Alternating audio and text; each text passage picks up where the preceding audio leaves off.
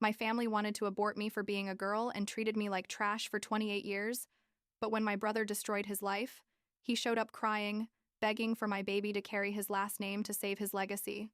And my answer destroyed them forever. I'm 28 years old. I live in California with my husband Samuel, and I'm 6 months pregnant. I should be in the happiest stage of my life, right? But like 3 weeks ago, my brother Mason showed up at my door unannounced, crying, asking me to give my baby our family's last name to fix his ruined life. And when I say he showed up unannounced, I mean he literally drove from Illinois to California, like 2,000 miles, to ask me that. He hadn't talked to me in years, didn't even come to my wedding, but now that he needs me, here he is. The thing is, this story doesn't start there, obviously. It starts way earlier, when my mom found out she was pregnant with me. I found out about this like 10 years ago from my Aunt Catherine at a family dinner where everyone drank too much. My mom wanted to abort when she found out I was a girl. Just like that. She already had Mason, who was like 2 years old at the time, and she had made it very clear that she only wanted boys. My dad convinced her to have me, but not because he wanted me specifically, but because, it was his duty or something, very traditional and all. So I was born. And from that moment, I was basically a walking mistake in that house. I'm not exaggerating. It was literally like my existence was a constant inconvenience to them. Mason was the golden child, the prince of the house, the one who could do whatever he wanted without consequences. I was like 6 years old when I started noticing that things weren't normal. Mason could get bad grades and my parents would say, "Oh, poor thing. It must be hard for him. He needs more support." I'd get a 98 instead of 100 and it was, "Why didn't you study more? Why don't you try as hard as your brother?" And I thought, but he got a 75. You know what I mean? Nothing I did was enough. Mason played soccer and my parents went to all his games, screamed like crazy, took him out to celebrate afterwards. I was on the debate team and won state-level competitions, and my parents never, not once, came to see me compete. They said they were busy or that debate wasn't as important as sports. The worst part wasn't just the indifference. It was that Mason knew exactly what he was doing and used it against me. I remember perfectly when I was like 13 years old. I was working on this huge school project, like I had spent weeks on it. It was a model of the solar system that had lights and everything. I left it on the dining room table because I needed to glue some more things the next day. Mason destroyed it. Completely. When I came down in the morning, it was in pieces on the floor, and he told my parents that I had left it somewhere where he accidentally tripped over it. My parents punished me for leaving my things around and for accusing him without proof. I cried the whole way to school, had to explain to my teacher what happened, and she was super understanding, but I still had to present something half done. Mason didn't even apologize. In fact, he laughed. When my parents weren't looking, this was constant. It wasn't something that happened once. It was my daily life. Mason could torture me psychologically, and my parents always found a way to justify it or blame me. If we fought, I was the problematic one, the one causing drama, the one who needed to learn to get along with her brother. He was like 16, I was 14, and one day he pushed me so hard that I hit my head on the corner of the kitchen table. I bled, had to go to the hospital. They gave me stitches. And you know what my parents said? That I must have provoked him. That Mason wouldn't do something like that without reason. That I should stop playing the victim. They literally called me dramatic while they were stitching up my head. I think the moment I decided I had to get out of there was when I was like 15 years old. It was my birthday, and my parents had completely forgotten. There was no cake, no gift, not even a happy birthday. But that same weekend was Mason's birthday, just 3 days after mine, and my parents organized a huge party, invited all his friends, bought a 2-tier cake, gave him a new laptop. I was sitting at that party, watching the whole family celebrate him, and nobody, absolutely nobody, mentioned that my birthday had been 3 days ago. It was like I was invisible. I went to my room and cried until I fell asleep, and all I could think was, I have to get out of here. No matter how, I have to leave. So I focused on school like never before. I knew that good grades were my ticket out, because I wasn't going to be able to count on my parents to help me with college. I studied obsessively, participated in every club I could, did volunteer work, anything that would make me look good on applications. My parents didn't even notice what I was doing. They were too busy making sure Mason had everything he needed for his college applications. Which, by the way, weren't even half as impressive as mine. Mason applied to, like 3 state universities, and got into one that was fine, but nothing special. I applied to 10, including several in California because I literally wanted to be as far away from Illinois as possible. When the acceptance letter came with a full scholarship to a university in California, I started crying. It was real. I was going to be able to leave. I showed it to my parents expecting, I don't know, maybe a little pride or something. My mom looked at it and said, "It's very far. Couldn't you go to a university around here?" My dad didn't even look up from the newspaper. He said something like, "Well, if that's what you want," and kept reading. Mason was there and let out a laugh. Said, "You're going to hate California. It's super expensive and people are fake. You'll be back in a semester." And I just thought, we'll see. I left 2 weeks after graduating from high school. I was 18, all my things in 2 suitcases, and a plane ticket I bought with the money I had saved working at a coffee shop the last 2 years. My parents didn't even take me to the airport. I said I'd get an Uber, and my mom said perfect. Like it was nothing. I remember being on the plane thinking, this is it. This is my chance to have a real life. And I felt like I could breathe for the first time in years. California was amazing from the beginning.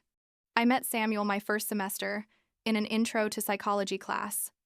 He was sweet, attentive, laughed at my bad jokes, and most importantly, treated me like I mattered. His family was completely different from mine.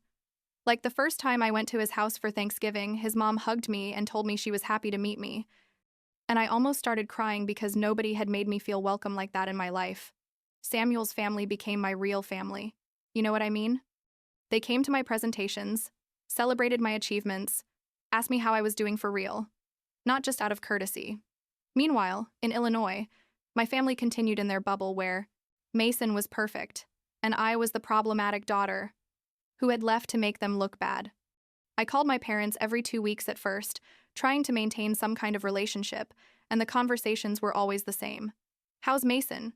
Mason got a new job. Mason is dating a girl. Mason bought a car. I could say I had gotten straight A's that semester, and the response was, "Oh, that's nice. Have you talked to your brother lately?" It was exhausting, honestly. Years passed and things only got worse. I graduated from college with honors, double major, had an amazing job waiting for me. My parents didn't come to my graduation. They said the trip was too expensive, that they were busy with work, that Mason needed help with I don't know what thing. Samuel's family went. His parents, his siblings, even his grandparents made the trip. They were crying with pride at the ceremony while I walked across the stage. My mom sent me a text message that said congratulations, and that was it.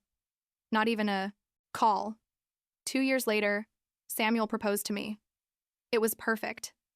At the beach, at sunset, super romantic, I was floating with happiness.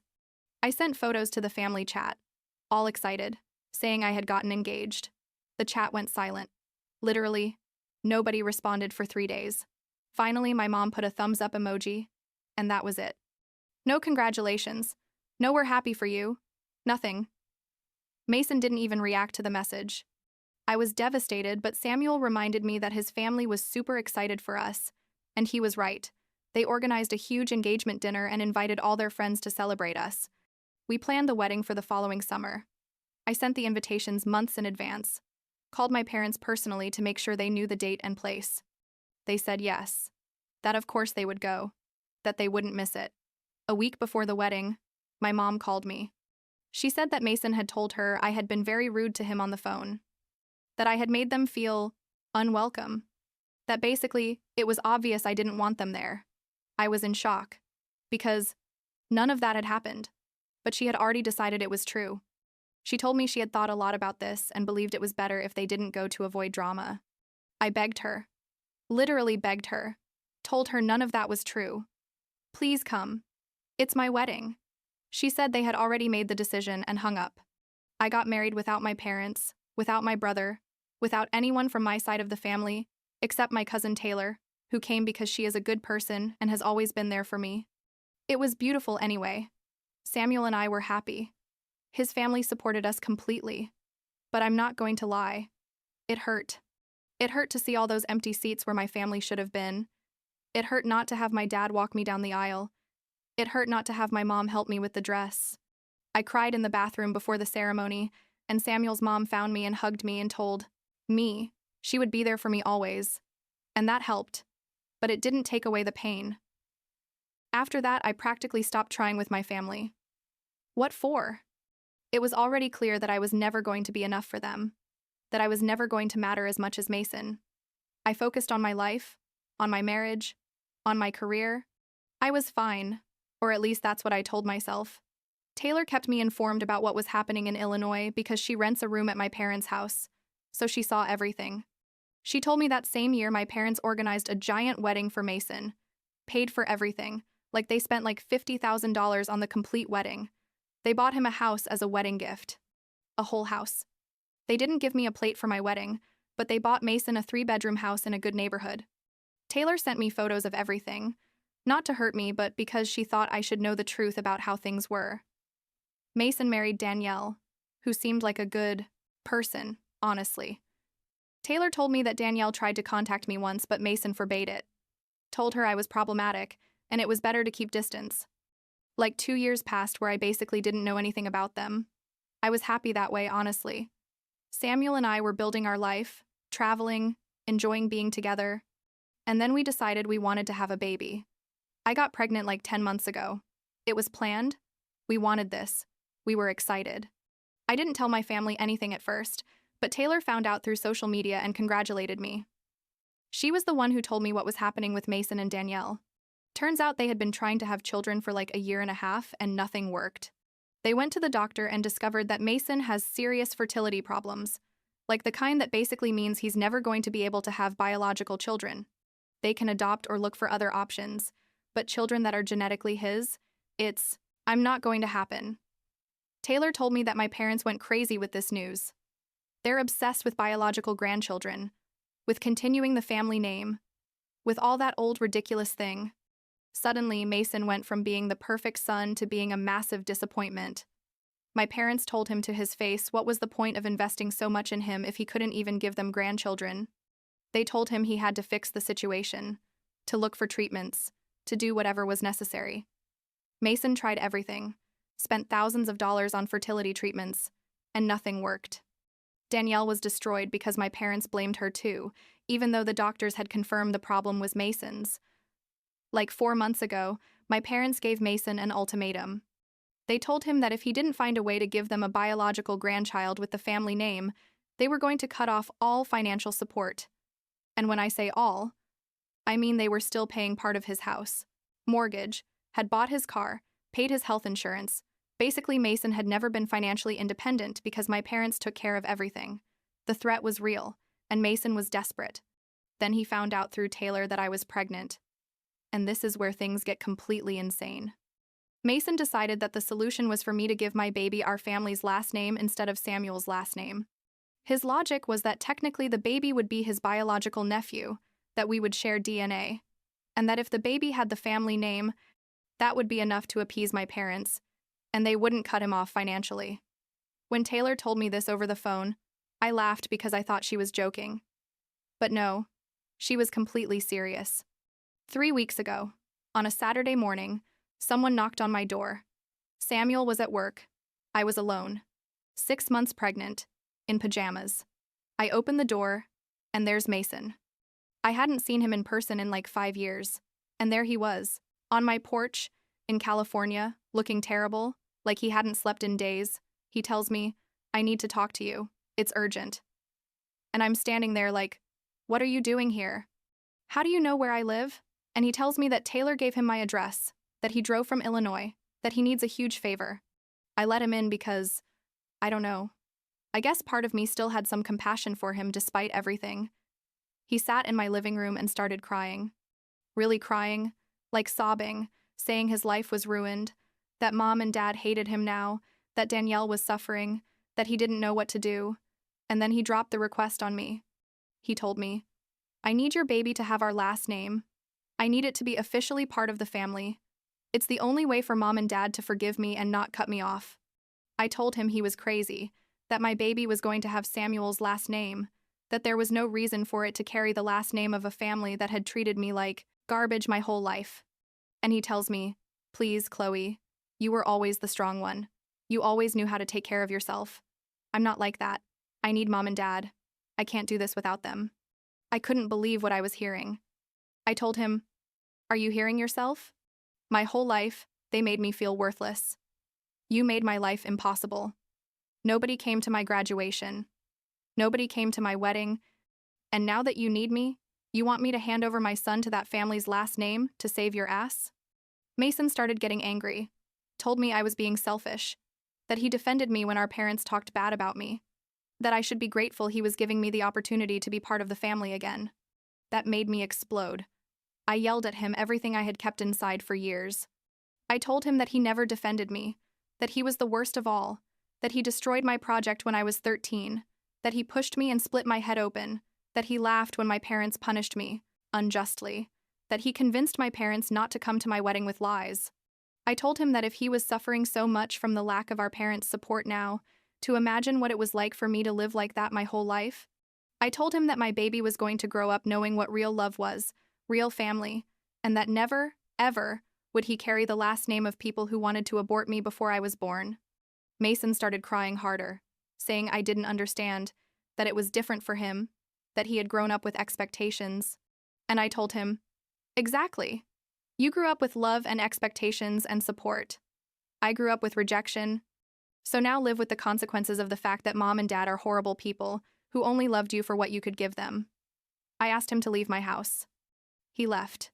But before he told me this wasn't over, that mom and dad were going to call me. And he was right. 2 days later, they followed through on their threat and cut Mason off, financially. Taylor told me it was horrible, like my parents went to Mason's house and told him he was a disappointment, that he had had a chance to fix things and had wasted it, that he didn't deserve their support. Mason lost the house because he couldn't pay the mortgage alone, had to sell the car. Danielle was considering divorcing him because she couldn't handle the pressure. And my parents, in their twisted minds, decided that all of this was my fault. My mom called me like a week after Mason came. She started sweet, asking how I was, how the pregnancy was going, saying she had heard it was a boy and she was happy for me. I knew something was coming, but I still let her talk. And then she completely changed her tone. She told me Mason was suffering, that Danielle had left him, that he had lost everything, and that I could fix it easily just by putting the right last name on the baby's birth certificate. I told her no, that my answer was no, and always going to be no, and she said, Do you know how much we sacrificed for you? We let you be born even though we didn't want you. We gave you a home, we fed you, and this is how you repay us. I told her, Thanks for finally admitting you didn't want me, and hung up. My dad called the next day with the same spiel but with a different approach. He talked to me about family legacy, about the importance of the last name, about how it was my responsibility as a daughter to help my brother in his time of need. I asked him where all that talk of family responsibility was when I needed them, when nobody came to my graduation or my wedding. He told me I had always been dramatic, that they had done the best they could, that I needed to get over the past. I told him I had gotten over the past by building a life without them, and that I wasn't going to let them ruin my son's future. He hung up without saying goodbye. They both kept calling me, sending messages, leaving voicemails. Each message was a mix of manipulation and guilt, saying it was my fault that Mason had lost everything. How could I be so cruel to my own blood? That someday I would regret it. Mason also sent me like 20 messages, alternating between begging and insulting me. One said, Please, Chloe, I'm begging you. It's just a name. It means nothing to you, but it's everything to me. The next one said, You were always a selfish bitch. That's why nobody loves you. That's why mom wanted to abort you. I talked to Samuel about all of this. Obviously. He was furious, wanted to go to Illinois and confront my family in person. I told him it wasn't worth it, that the best thing we could do was cut contact completely. So I blocked my parents from my phone, blocked Mason, blocked everyone except Taylor, because she's the only one who has always been honest and a good person. I changed my number and only gave the new one to people I trust. We even considered moving, but we decided we weren't going to let them drive us out of the life we had built. Taylor still keeps me informed. She told me that Mason had to move back in with my parents because he had no money, but the relationship is destroyed. My parents treat him like he's a burden now, throw in his face everything they give him, constantly remind him that he disappointed them. Mason is working at a job he hates, earning little, basically in the same position I was in when I left that house at 18, except he's 30 and doesn't have the skills to get out of there like I did. Danielle left him officially. They signed the divorce papers like a month ago. And my parents are bitter and resentful, blaming me for everything, saying I ruined the family. Here's the thing, and I know this sounds harsh, but I don't feel guilty. I feel relief. My whole life I wanted them to see me, to value me, to treat me with a little bit of the love they gave Mason. And it never happened. It was never going to happen. They were incapable of loving me because in their minds I was the mistake, the disappointment, the daughter who shouldn't have existed. And now that they need something from me, now that I'm useful to them, they want me to forget all of that and do them the biggest favor anyone can do. They want me to give them my son so they can pretend their perfect family legacy continues, so they can tell their friends they have a grandchild with the right last name. But my son is not a tool to fix their mistakes. He's not a patch to cover the fact that they raised a son so dependent he can't function without them. He's not a way to keep alive a last name that means nothing but pain to me. My son is going to grow up knowing he's loved unconditionally, that his achievements matter, that he matters. He's going to have Samuel's last name, of a good man who treats me with respect, whose family took me in when mine rejected me. He's going to grow up with grandparents who truly love him, not with people who would see him as a possession or an obligation. I'm 3 months away from giving birth, and every day that passes, I'm more at peace with my decision. Samuel is excited.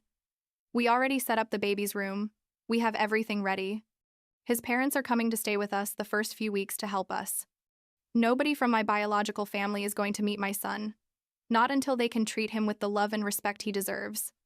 And honestly, I don't think that's ever going to happen. And that's okay. I've built a real family here. A family that chose each other, that supports each other, that truly loves each other. That's more than my parents gave me in 28 years. Sometimes it still hurts. I'm not going to lie.